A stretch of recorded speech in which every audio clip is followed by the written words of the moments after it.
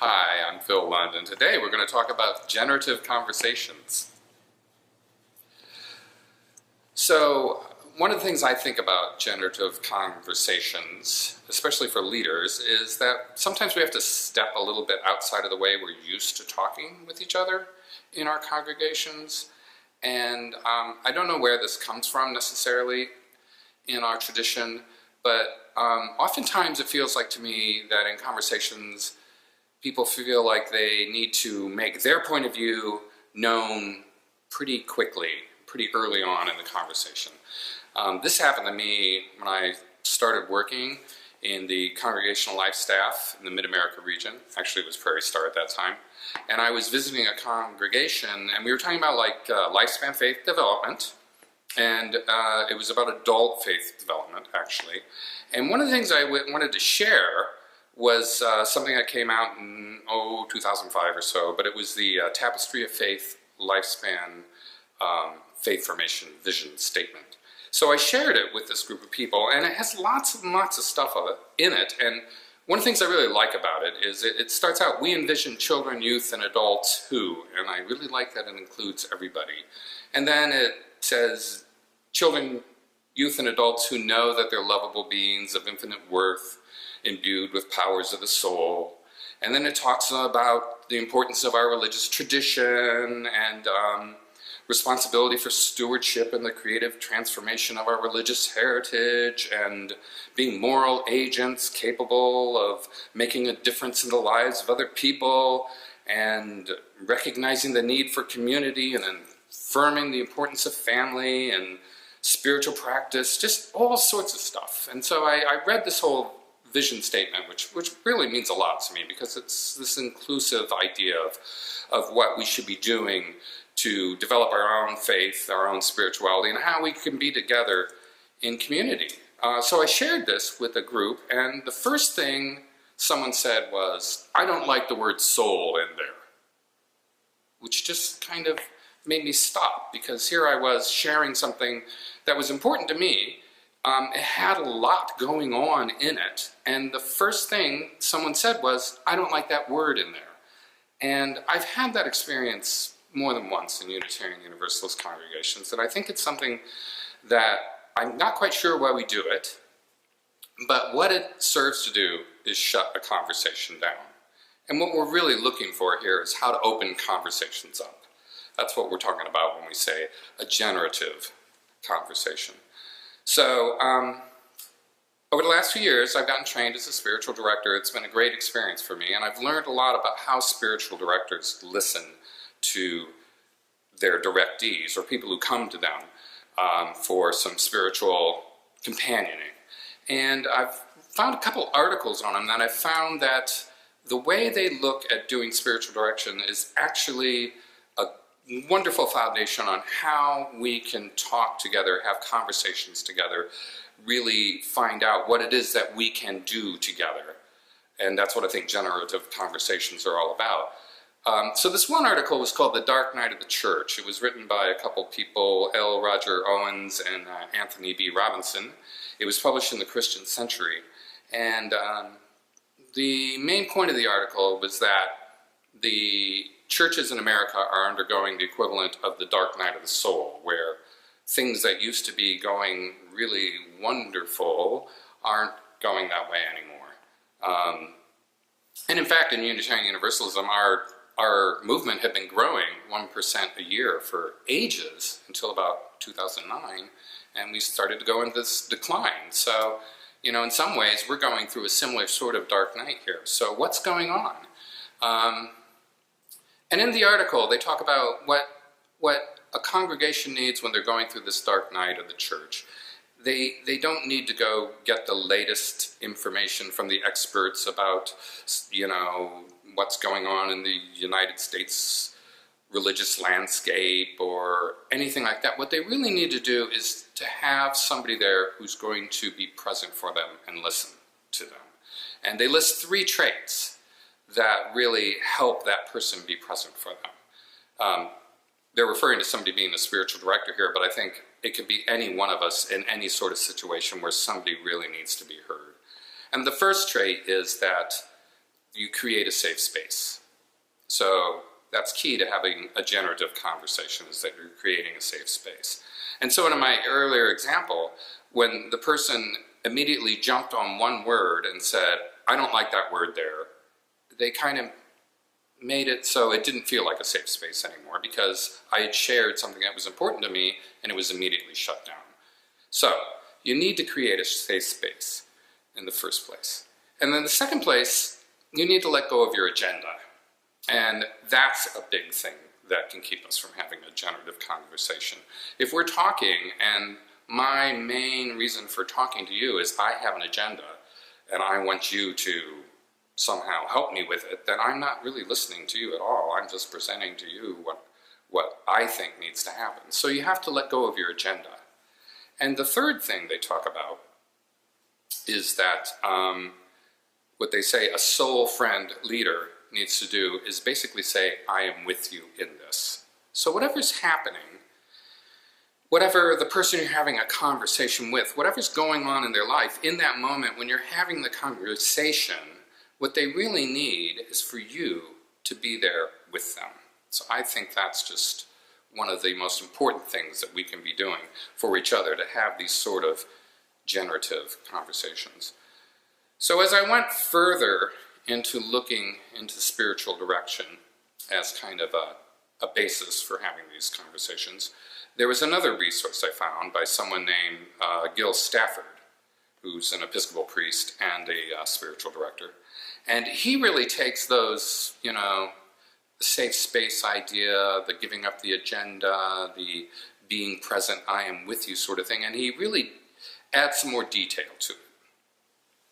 And so what he adds is, first, he agrees we need to create a safe space. And I have found elsewhere, too, one of the best ways to create a safe space is to start by just exhibiting some hospitality, being present for the person, showing that you want to be there, setting the environment up so that a conversation can take place.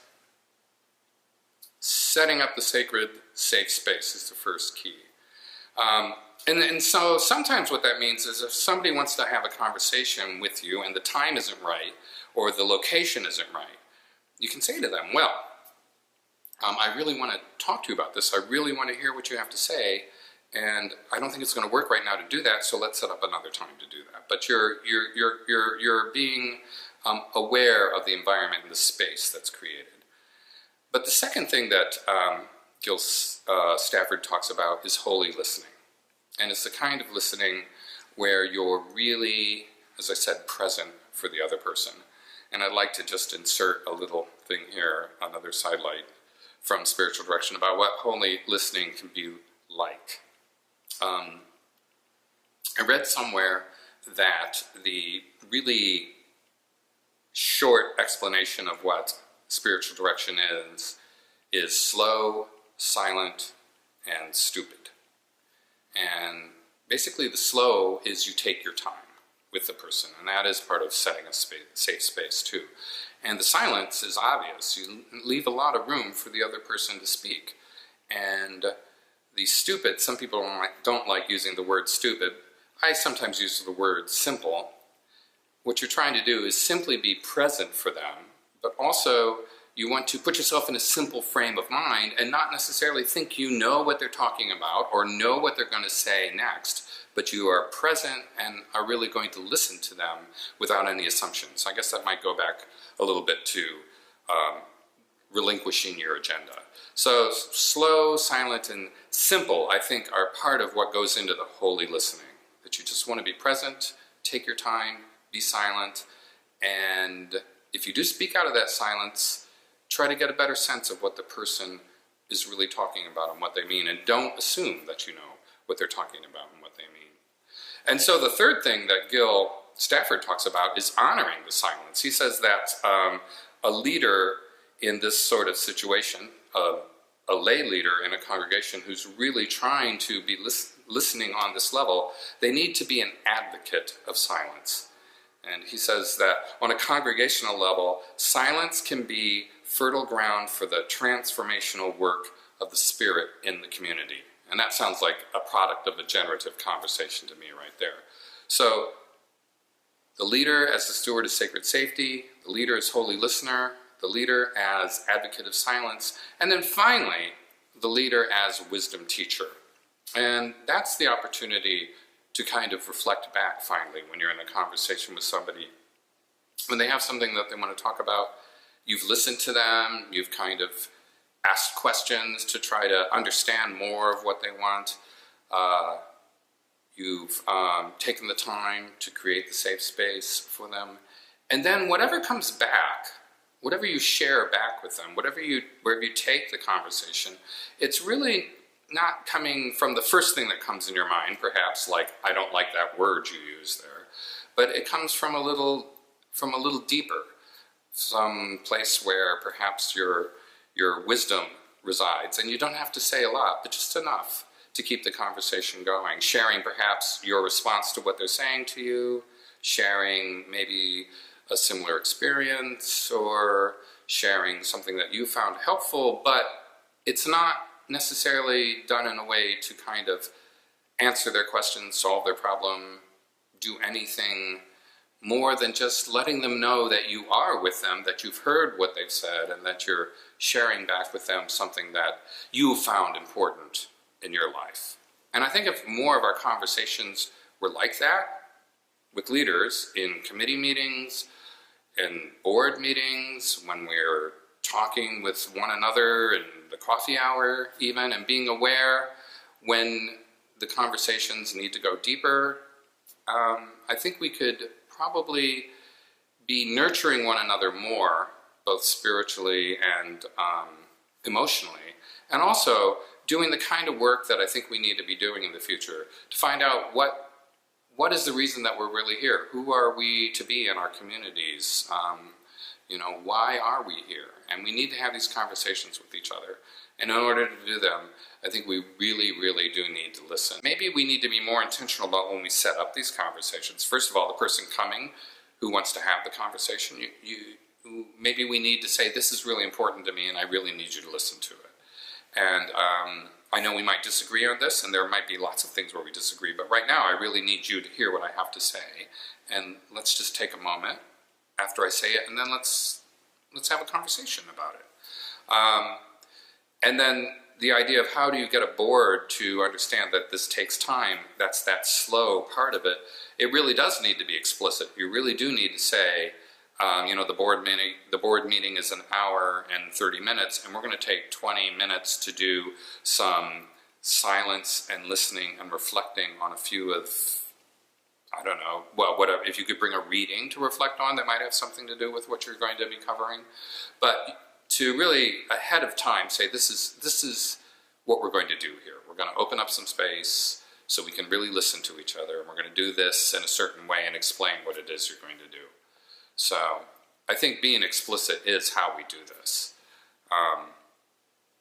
And when I read more books on spiritual direction and spiritual companioning, like I say, this is all built on this. They have examples about have a conversation with somebody you know about, something in their spiritual life. I mean, actually practice having conversations with people about these things that go deeper into their spiritual lives and their emotional lives, and practice being with somebody when they're having that kind of conversation with you. So if you can do that with a friend, if you can talk about, tell me about your faith story, or tell me about how it's going with you and the great mystery or the spirit or whatever language you can use with them, and you say, you do it intentionally with somebody where it's kind of like a low stakes sort of thing, then when you're in a higher stakes situation like a board meeting and there's somebody there who may need to be listened to, but they don't get into the conversation, maybe you can make room for that by just having practice with some other people before.